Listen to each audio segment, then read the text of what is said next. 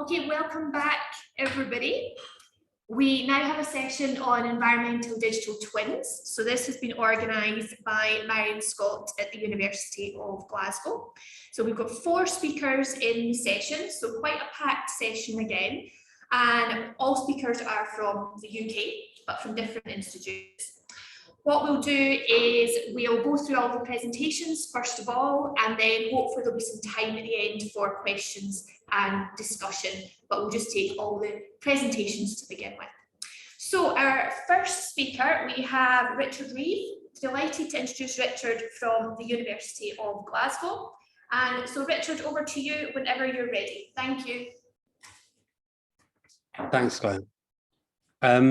So I had a slight crisis of confidence about what I was going to talk about a couple of weeks ago, and then I realized I'd actually called this talk constructing plant biodiversity digital twin, which I think I'm going to claim was very well thought through for me at the time. So I'm going to talk a bit about actually putting this work together. I'll describe it briefly to begin with. So this is work funded by the UK Research Council's Engineering and Physical Sciences Research Council.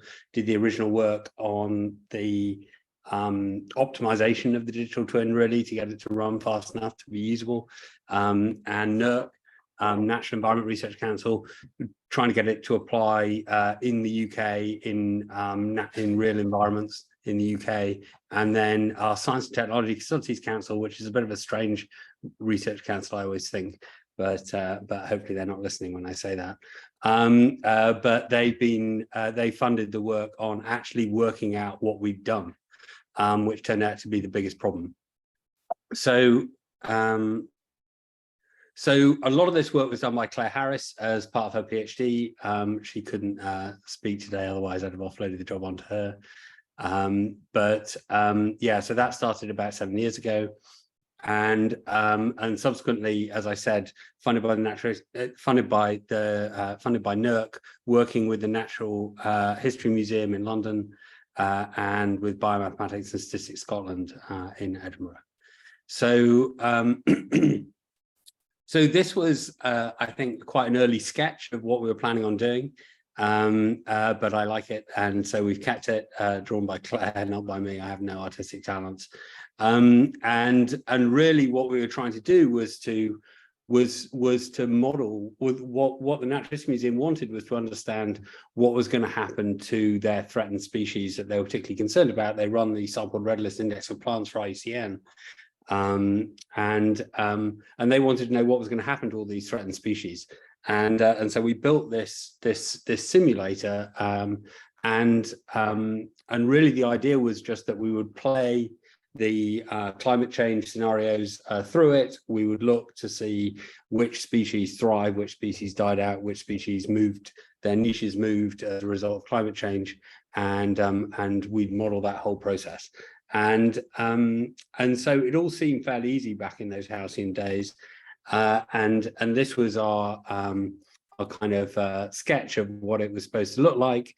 And we had a variety of different landscapes, from global scale to continental scale, down to individual countries, and even below that, I'll talk very briefly at the end about some work on one peatland bog that's only a few square kilometers across. But you know, we built this model, and most of the previous page was inside this ecological model here. We did some analyses, bit of parameter fitting, and that was what we thought we needed to do.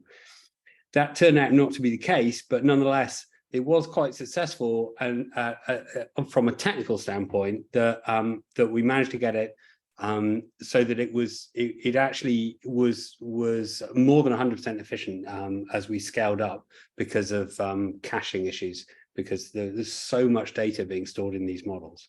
And this turned out to be the big issue the whole time through, was just how much data we were handling.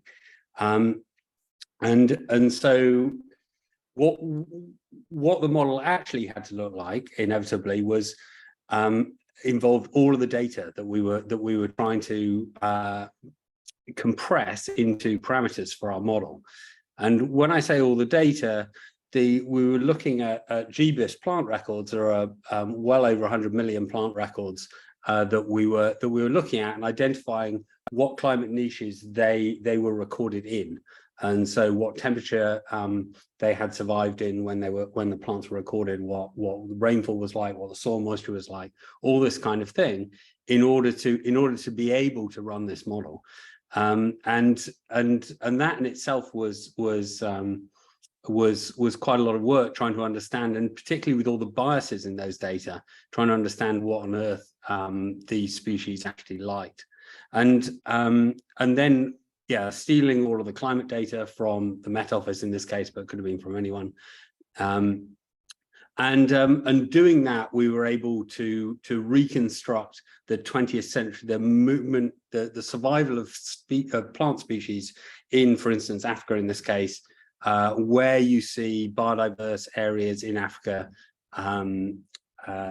using just simple climate fitting data and the records of where these plants had been found historically to seed the model. By and large, this worked very well, and there's obviously no time to talk about it here. But there is a particular issue that areas in some there's no model of urban development in this model, and so some urban areas were identified as potentially very high biodiversity areas, whereas sadly they are not.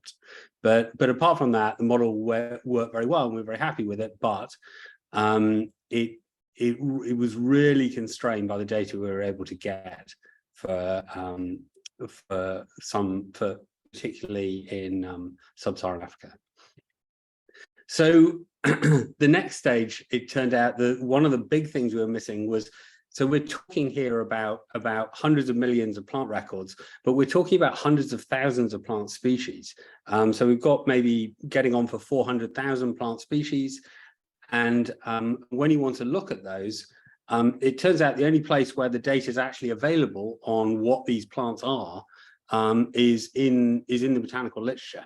And there you've got 400,000 articles. And so we ended up on a massive diversion. It's a major part of the work that we've done has been essentially natural language processing to try to read to try to read the literature to understand in an automated way, because there are far too many papers that we could possibly read, to identify what kind of species we're talking about, and then to identify a bunch of parameters from those species, and to sorry, it seems to have got ahead of itself there, and to basically fill out tables from the literature to say, okay, well, this is what we think this species is. It's a tree, you know. I mean, it can be pretty basic stuff that we're asking, but there's a lot of information about how the plant disperses its seeds, how the plant pot is pollinated, and so on and so forth. That's absolutely critical to understanding how these plants will be able to respond to climate change, how fast they'll be able to spread and move if their environmental niches moves. So then we had to get into phylogenetics because there's lots of missing data in here. So we then have to do phylogenetic inference to work out what the full table looks like for all the species we're looking at. And then finally we can run this full model. And so we've got the kind of quantitative traits that we've been able to extract from the plant records. We've got some qualitative traits over here. There are a lot more traits. So no time to talk about the image analysis we need to do that we haven't started yet on the millions and millions of specimens that the Natural History Museum and indeed loads of other organizations store, so that we can identify some critical information about leaf size and things which are important for understanding how fast how well the plants will photosynthesize. So even at this, it wasn't complicated enough. And then it turns out our hydrology isn't good enough. So then we started now working with the British Geological Survey and with the UK Centre for Ecology and Hydrology on improving our hydrological models. And then we've got some agent-based economic models for biodiversity offsetting that we're starting to work work on here, which then in turn will feed back into the landscape itself, to feed back into how the landscape should be managed.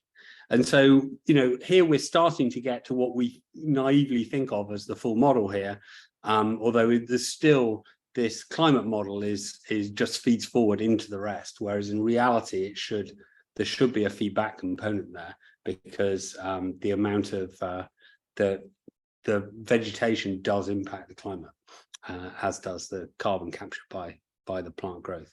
So we're kind of ignoring that for the time being, because the climate models themselves are way too complex for our system. But this is our digital twin anyway. So this is how, and this is how we constructed it. It's like every year we get a little bit further, and then we realize it really is a kind of one step forward, two steps back. We realize there's another 18 things we need to add into the model to make it realistic, so that we can actually capture what's happening. And so I'm just in 2 minutes, I'm going to go through a quick example of the very, very smallest scale we've worked on, which is a peat bog in mid Wales. And this is just a few kilometers across. And this is me standing at the back going, I have no idea what a plant looks like. So peatlands, I mean, they're obviously hugely important for greenhouse gas emissions, but also for biodiversity. They also conveniently have very few species in them, so it makes them easier for us to model and make sure we've got all the data correct. And so we thought it would be a good place to start. So we needed to add in a whole bunch of new features in order to capture what was going on in peat bogs. I'm not going to talk about them here. But you end up when you're looking at peat bogs really, really concerned about elevation, because in the past, in order to make them more financially viable, they drained peat bogs so that they could grow other crops on them. It was a complete disaster, and all it did was release lots of carbon. But what we've had to do is to use some very high resolution imagery to work out where the drainage ditches are, so that then we can look to see what happens if we start to do remediation work to block the drainage ditches and to re-wet the peatland. So I'm not going to go into this in any detail. Lots of important species there. But unfortunately, we've got lots of things encroaching on there as a result of the drainage, in particular trees and shrubs. So we can basically look inside our model at what's happening if we with drainage or without drainage.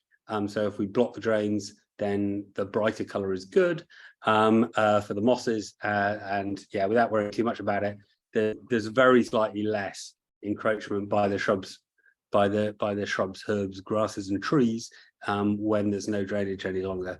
But it's not a massive difference. But it does help. It does help the peat bogs. The problem is that once the trees and shrubs have got in there, it turns out that because they draw up so much water, they keep the soil a little bit too dry. They keep the peat a bit too dry, and they may need to be grubbed up, which is very sad. So the final point about all of this, and I appreciate this is complete whistle-stop tour here, is the data and tracing what on earth is going on, because we've got hundreds of millions of records of various kinds, millions of images, hundreds of thousands of papers, hundreds of millions of individual plant records, and trying to trace what's going on. This is the simplest example I could come up with, which is the peat bog, of what's actually happening. You can probably scarcely see the lines, but in here is the plot you just saw at the end. Trust me on this. This is the computer run of the plot, of generating the plot. This was the traits that went into that computer run, and so on and so forth. So we can trace back now in an automated way exactly who did what to whom and where we got all of the parameters from. Yeah, again, no time to talk about this either. But basically what we ended up doing as part of this project to build this environmental digital twin was building a mechanism for traceability of fair data. And that's the end of my story about constructing digital twin. So I'll leave it there. Thank you very much.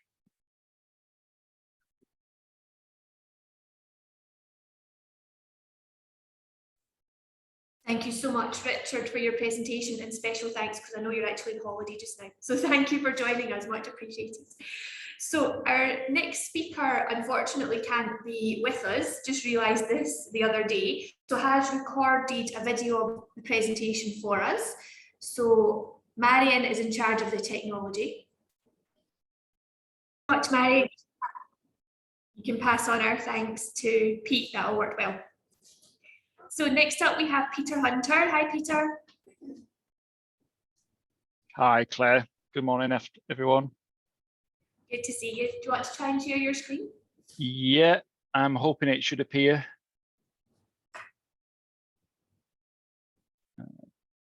It's just coming through now. So that's us. We can see your slides well, Peter. So next up we have Peter Hunter. Peter's from University of Stirling. So I'll pass over to you, Peter, whenever you're ready. Thank you very much, Claire. So yeah, good morning or good afternoon, everyone, depending where you are. So yes, I'm Peter Hunter. I'm an Earth observation scientist at the University of Stirling, and I currently lead a quite large program to establish a digital observatory for the Forth Estuary catchment in Scotland. So that's what I'm going to talk about today.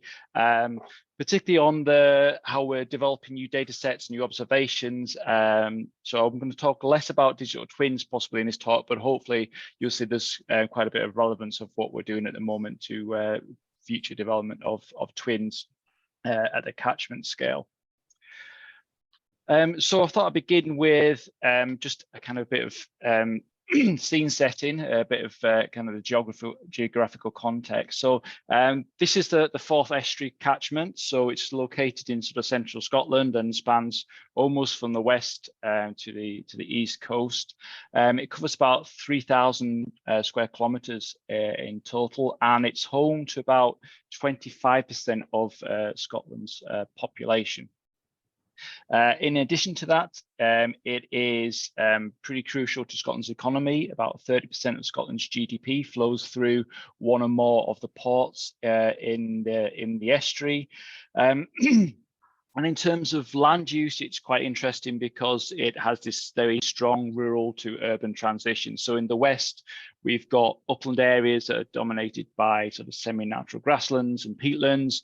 And as you move into the more central and eastern areas, we see more intensive agriculture, and then also the kind of urban centres of Stirling and Falkirk, and indeed the capital city of Edinburgh. So on the map there, the Forth Estuary catchment is the kind of dark grey outline that you see. And then within that catchment, there's about 13 sub-catchments of varying sizes. But the River Forth is the largest river in the catchment, and it's from the River Forth that the estuary takes its name. So the Forth catchment, whilst being important environmentally and important economically, it's also faced with a number of significant environmental challenges, and these include such things like fluvial and coastal flooding, but also water quality issues arising either from agricultural runoff or discharges from sewer overflows during extreme rainfall events. And as we know, climate change is only likely to make these issues worse, and we're likely to see an increase in these hydrological extremes.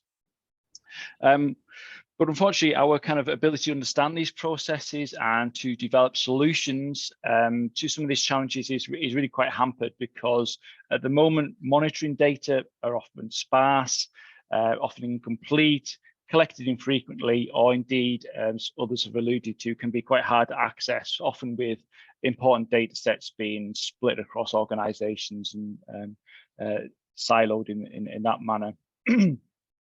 And also that this then limits our ability to kind of measure change in the environment and responses to climate drivers, and also then to forecast what might happen in the future under different climate and management scenarios.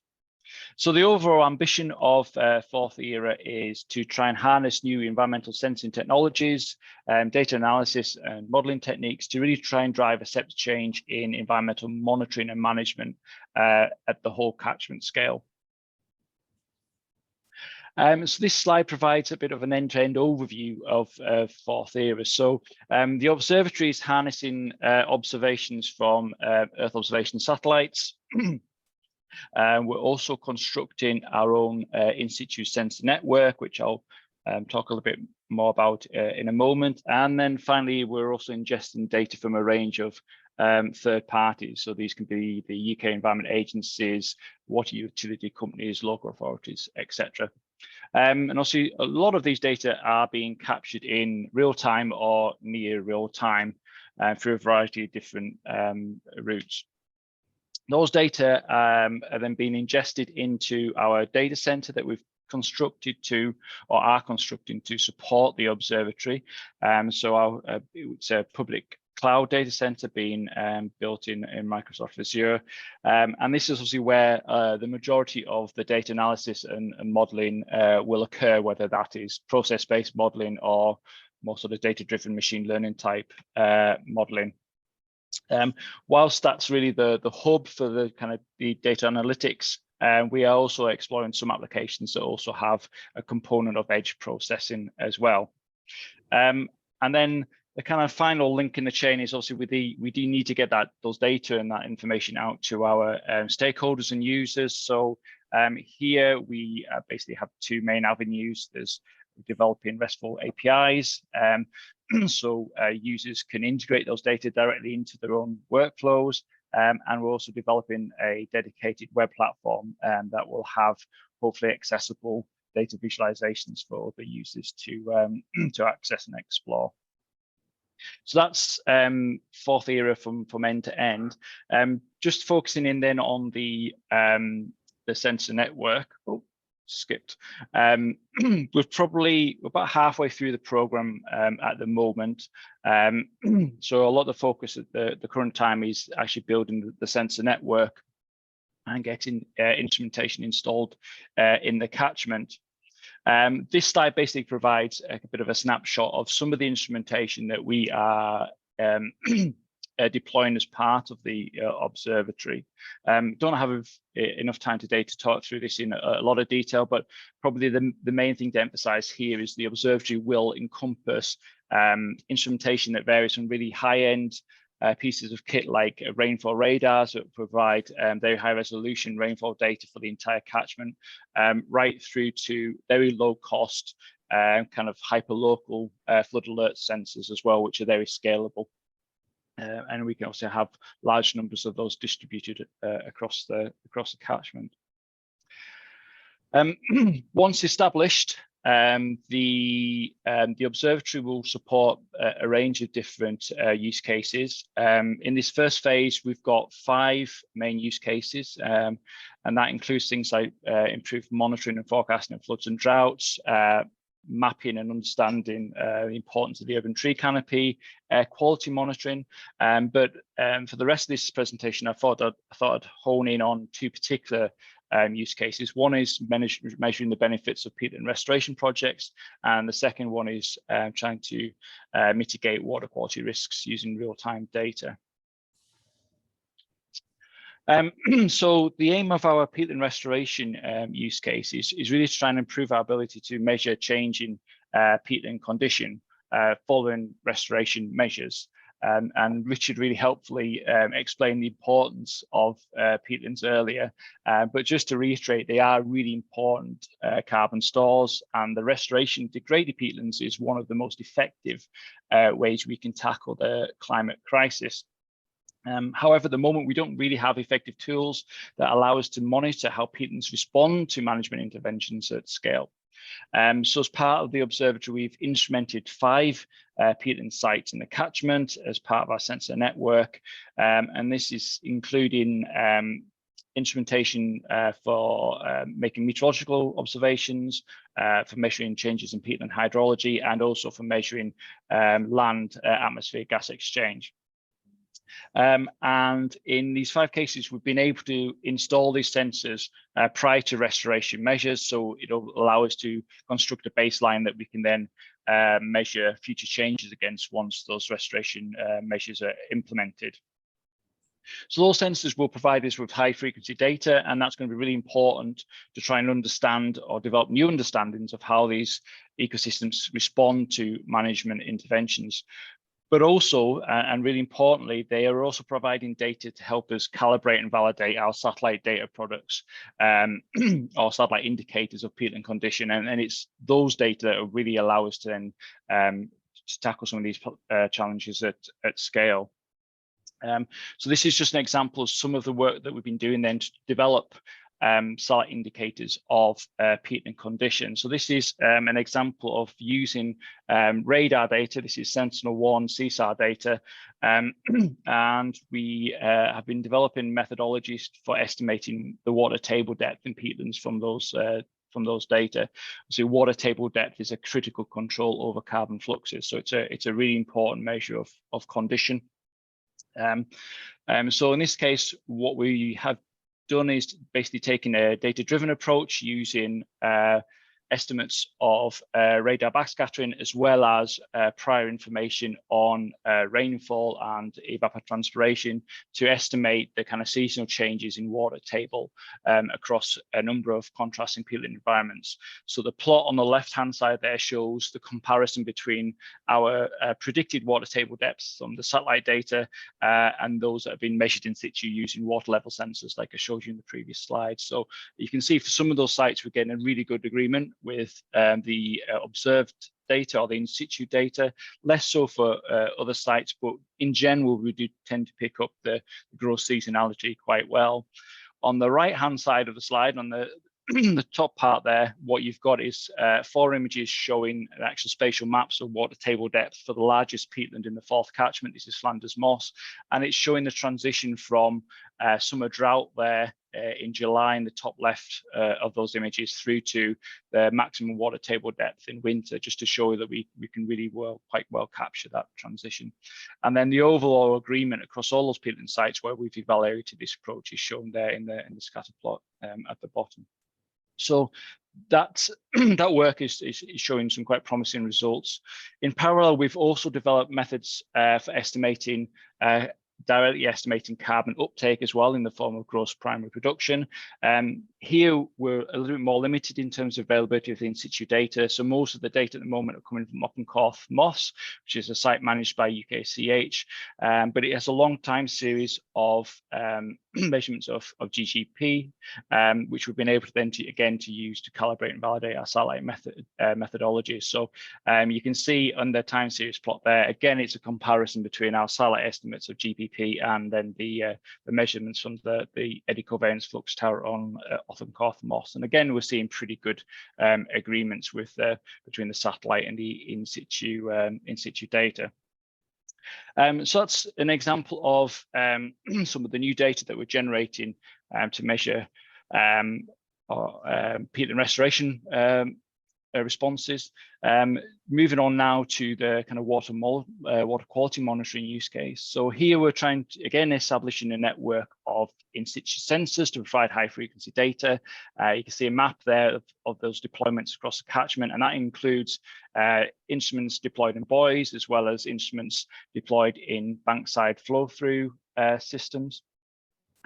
So we're still at the point of rolling a lot of that equipment out at the moment, but alongside that, again, we've been generating satellite data products of water quality.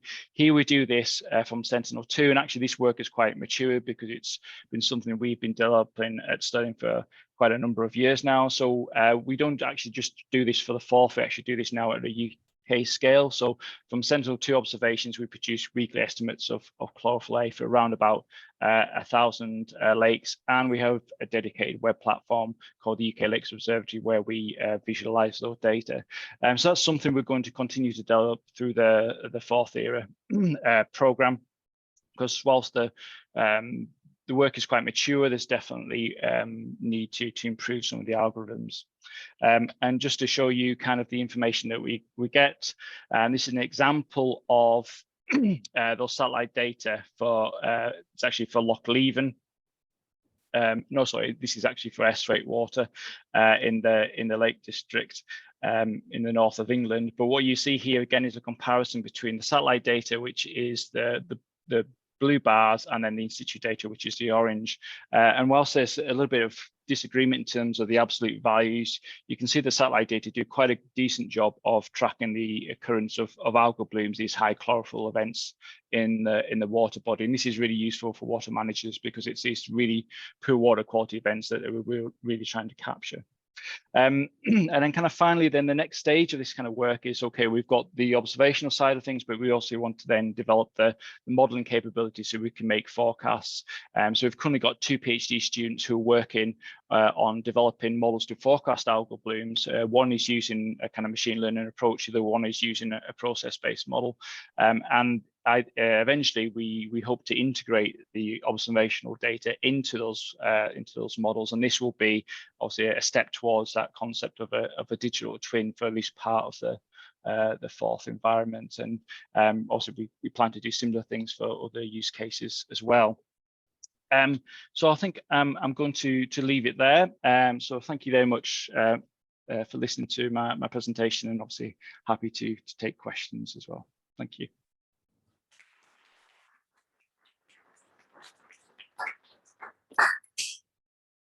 Thanks so much, Peter. We're about out of time at the moment, so we'll see if we'll get any time at the end for questions, if that's okay. But thanks for your great presentation, and nice for everyone here to see where we live back in Scotland as well.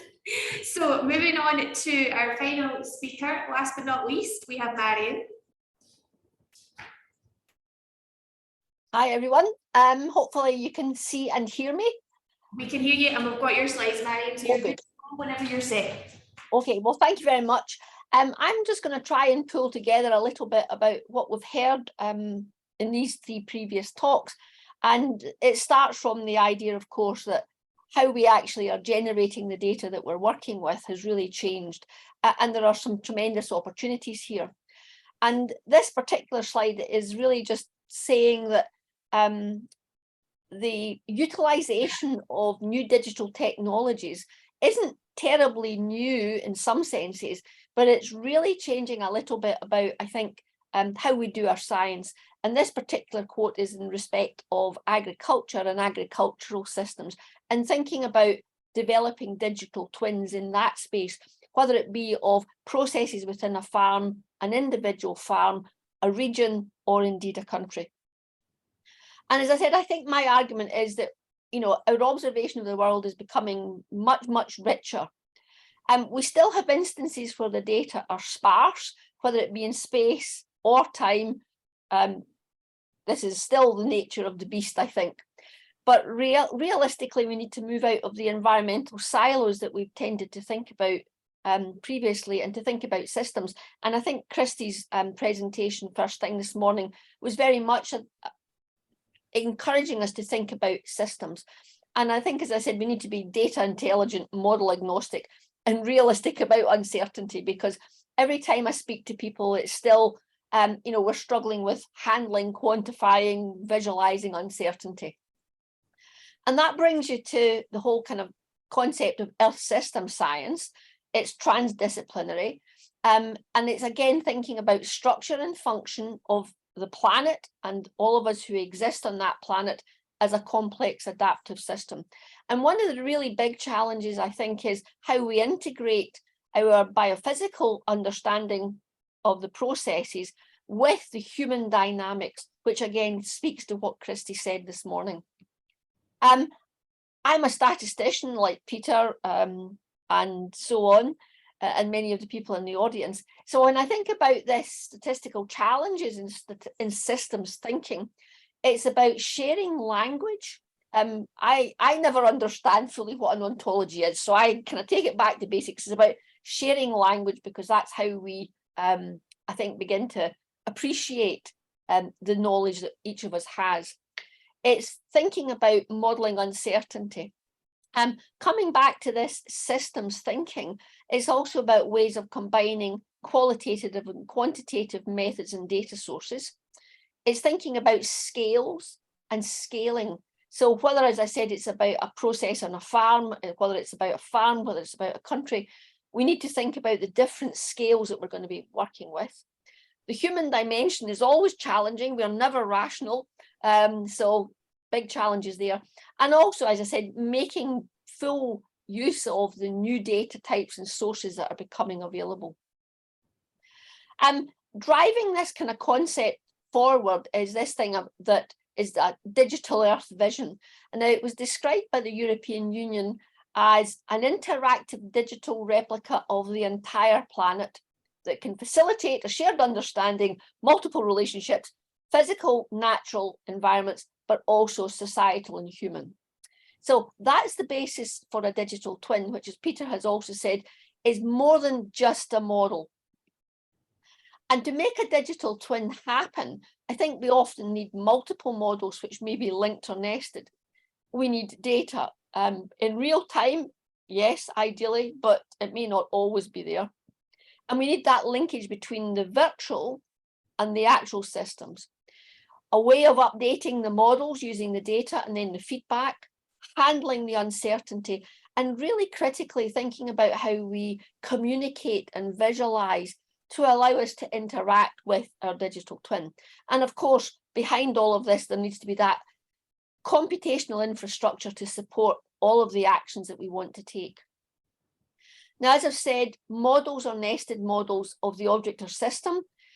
I typically work with data-driven models, but as we hear, one of the big challenges here is actually linking our data-driven models with process models and perhaps thinking about some form of hybridization.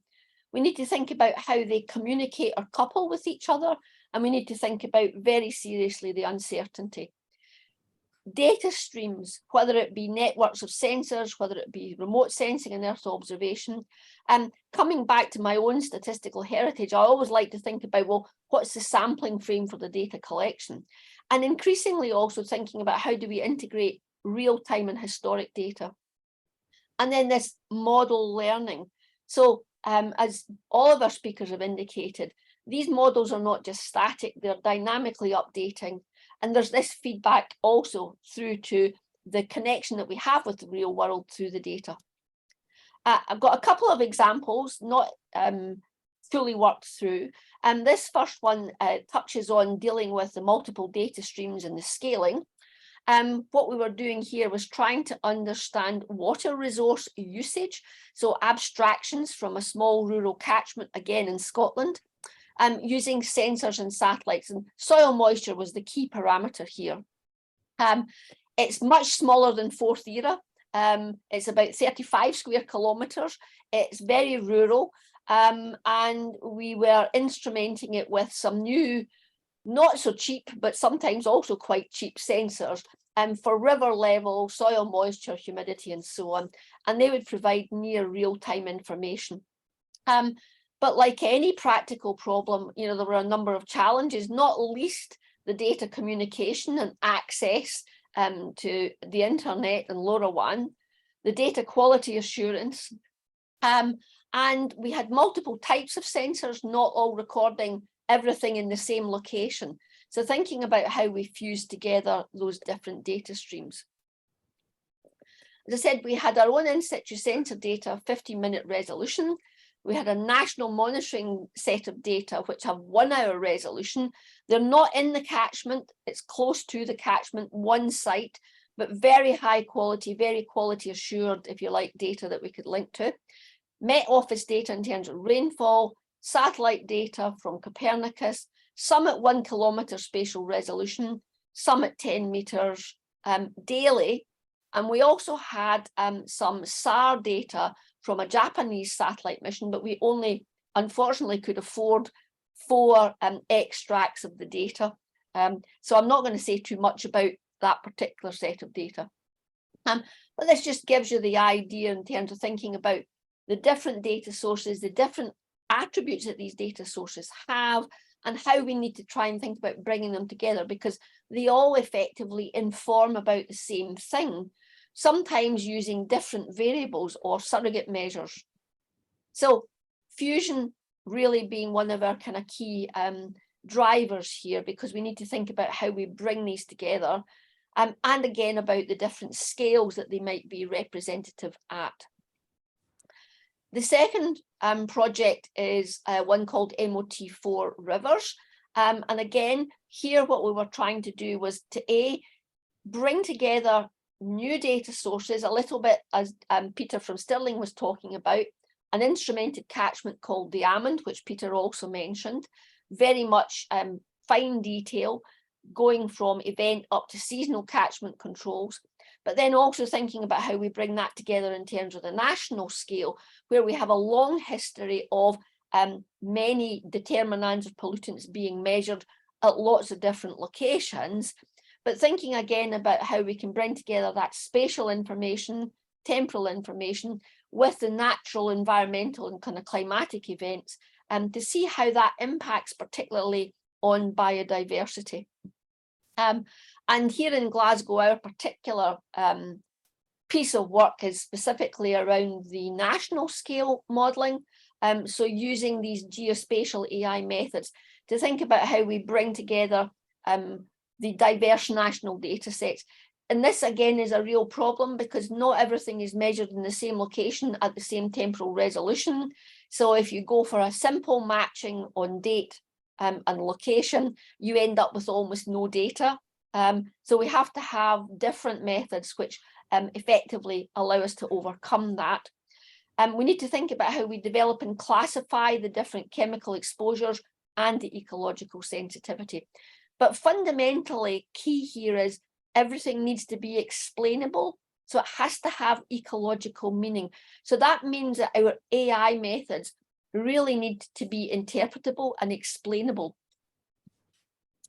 And then the final piece, which I think builds very much on what Peter from Stirling was also talking about, is pulling this system together. So this is if you like, a kind of a mind vision of what we're trying to do, which is to develop a digital water management system. And it can be at an individual catchment, but also can be much broader than that. But it needs to take in both the engineered systems, the urban systems, surface water and subsurface water, climate, rainfall, and so on, using real-time data to allow us to support better decision making and also to inform how we might change behaviours and grow resilience. And effectively, just picking up again on what Peter from CEH was talking about, these are the steps. This is what's driving all of these, if you like, endeavours that we have as we pull the pieces together. This is something which we're building effectively with a large interdisciplinary team. Stirling, of course, being one of the kind of key players in this space with us. So statistical questions that I always have, how best to integrate data across misaligned spatial and temporal resolutions, how to couple the process-based and data-driven models, how best to assimilate the real-time data into the models so that we do learn, how to emulate, what's the best ways to develop these emulators, how do we think about a full uncertainty quantification, because that's going to be really important. We want something which is useful, forecasting and projecting forward using different scenarios, and scaling up and transfer learning across space in particular. So I'll leave you with these challenges because I think this is a hugely rich area. And yes, there's been lots of digital twins spoken about in terms of engineered systems, but as we try to build environmental digital twins, as we try to couple those with engineered systems, the challenges just grow. And I just also want to acknowledge that the research I've mentioned here have been funded by the Natural Environment Research Council in particular. We're hoping also that the Engineering and Physical Sciences Research Council will shortly be giving us lots of money. And just to note also that here in Glasgow, we were very fortunate in winning a Royal Statistical Society award called the Mardy Award to build a series of workshops around digital twins. So those information on the workshops are pretty much available on our webpage. And if you go onto the university webpage in the AI Cube section, you'll find some of our work presented there. So that was really everything that I wanted to say, and to say thank you very much.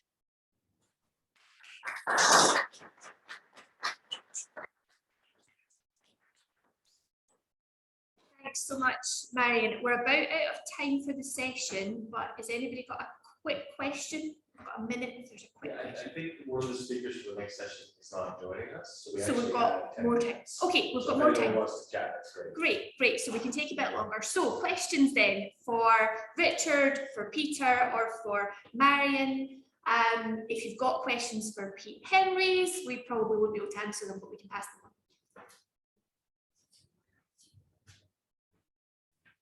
on. John. I have a question for Peter. Peter, can you hear? Yes, I can hear. We'll come up to. Great. I really enjoyed your presentation. You showed us a lot of very interesting things. I was especially interested in the interferometric synthetic aperture radar approach to mapping water table depth. Is that methodology published, and what's the finest spatial detail that you can map that? Yeah, thank you for your question. So basically we've got two slightly separate approaches. One is using, let's say, conventional just radar backscattering, and we have a second approach which is using the sign spectrometry. We haven't published our research or our work yet. That's in progress.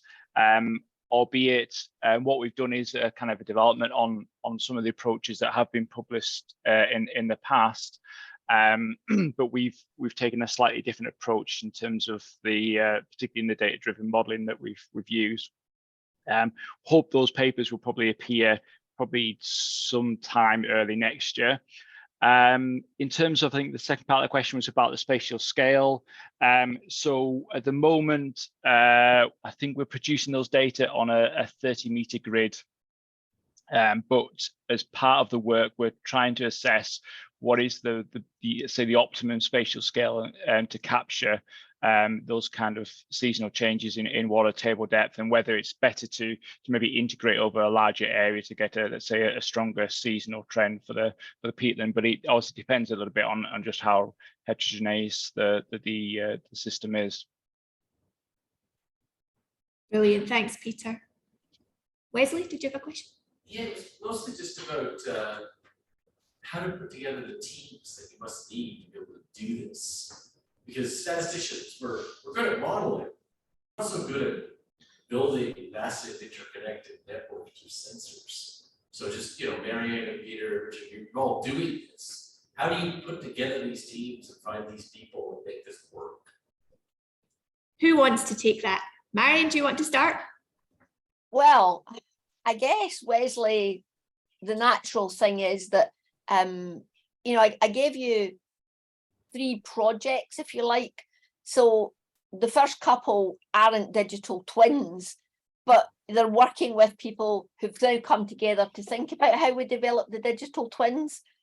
Because we've all had an interest in water, we've all had an interest in monitoring, and so it has kind of naturally evolved in that sense through these earlier projects that have led up to the bigger vision of the blueprint, building on the work that Peter was mentioning in terms of 4th era.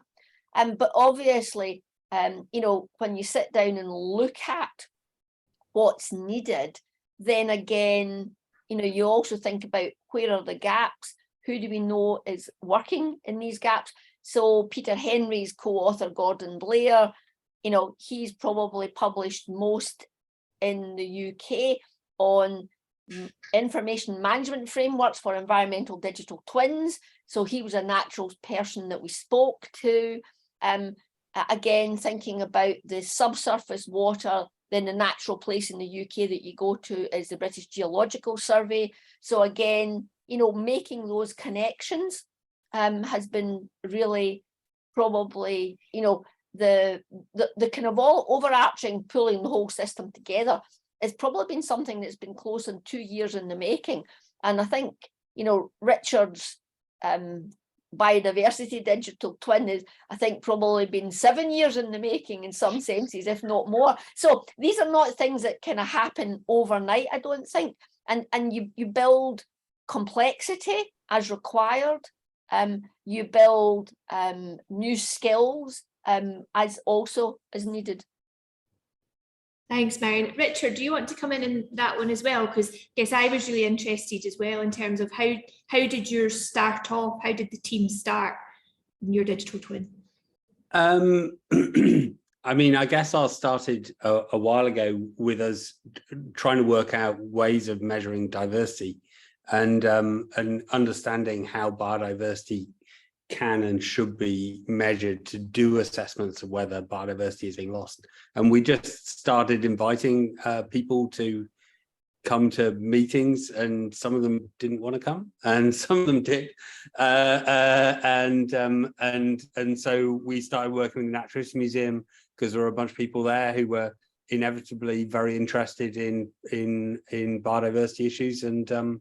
And I mean, mostly it's, I mean, I don't want to sound completely incompetent, but I feel like it was a lot less planned than Marion's. Maybe it's why it's taken longer. To just blunder around asking stupid questions until somebody tries to answer them, and then you kind of got them hooked. Yeah, so I think that's pretty much what we've done, and it's kind of expanded beyond all of our original plans, mostly because the problem just turned out to be much harder than we hoped. And I think it's very important to hope that the problem's really simple to begin with, otherwise you give up straight away. But yeah, at this point we've appreciated that we are essentially trying to solve the problem that the EU put on building a digital twin for the entire planet, and that's going to require a lot of different people. Yeah, sure. And that came across because when you see the complexity of your diagrams for the twin, it is very complicated. I think there was a hand, Abdul, in the room. Mariam, we miss you here. We would have liked to see you around. It's nice to hear you. And I just wonder, in the series of projects that you discussed, do you have a component to do with mentoring? So thank you, Abdul. I'm very sorry I'm not there. I would have liked very much to have come, but it wasn't possible this year. So all of these projects, I think there's always early career researchers involved in them, or indeed PhDs associated with them. So from that point of view, there is an element of mentoring. And I think one of the key aspects of the mentoring is experiencing working in a team, and working in a team which is not just people who really are nerds about computers or data. It's working in a team where people are really keen to get out into the almond and tramp around in Wellington boots and figure out whether or not they could put a sensor in a particular location. That's one of the key aspects, I think, of the mentoring.